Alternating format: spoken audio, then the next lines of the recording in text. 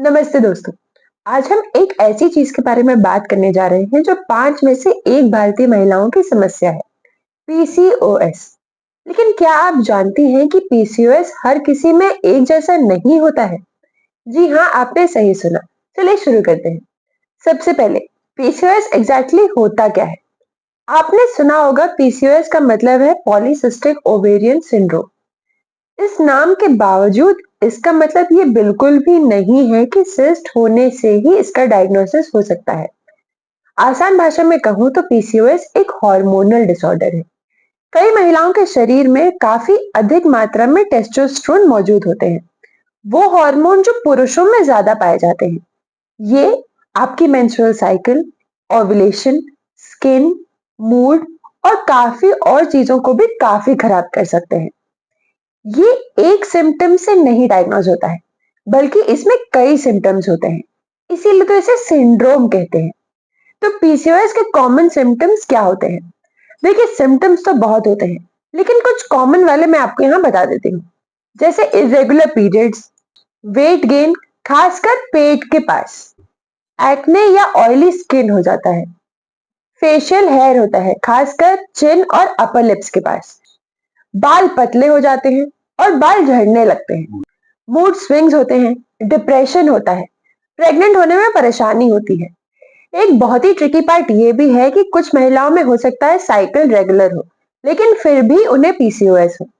कुछ हो सकता है दुबली पतली हो, कुछ को हो सकता है स्ट्रेस ज्यादा हो, इंसुलिन ज्यादा ना हो। अब देखिए, काफी अलग अलग चीजें हैं, इसलिए टेस्टिंग बहुत जरूरी है ताकि आपको सही जानकारी रहे। अब बात करते हैं पीसीओएस के टाइप्स के बारे में।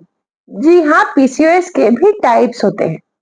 इस वीडियो में हम मेनली दो टाइप के बारे में बात करेंगे। पहला है इंसुलिन रेजिस्टेंट पीसीओएस। ये सबसे आम होता है और ये मीठा खाने की क्रेविंग से, बेली फैट से और इरेगुलर पीरियड से जुड़ा होता है। इसमें ब्लड शुगर लेवल और इंसुलिन लेवल बढ़े रहते हैं। दूसरा टाइप है एड्रिनल बेस्ड पीसीओएस। इसके बारे में ज्यादा बातचीत नहीं होती, लेकिन ये क्रॉनिक स्ट्रेस की वजह से हो सकता है। इसमें हो सकता है महिलाएं पतली दुबली रहे, उनका ब्लड शुगर लेवल भी नॉर्मल रहे, लेकिन हो सकता है उनका डीएचईए हाई हो और उनके पीरियड्स इरेगुलर हो सकते हैं। तो जब आप अपने डॉक्टर से बात करके टेस्टिंग करवाएंगे तो आपको राइट ट्रीटमेंट का पता चलेगा। तो आप सिंपली किसी को कॉपी मत करिए, किसी और की पीसीओएस डाइट को फॉलो मत करिए। आपको देखना होगा कि आपके शरीर के साथ सही क्या काम कर रहा है। आप अपने डॉक्टर से बात करें और ये टेस्ट करवाएं। टोटल और फ्री टेस्टोस्टेरोन, डीएचईएस, एलएच और एफएसएच, हीमोग्लोबिन A1C, ओवरीज का अल्ट्रासाउंड करवाएं, थायराइड प्रोफाइल चेक करवाएं। अगर आपको हमेशा थकान रहती है तो विटामिन डी और आयरन टेस्ट करवाएं। और अगर आप प्रेग्नेंट होने की कोशिश कर रही हैं तो अपने पार्टनर का सीमेन एनालिसिस करवाएं।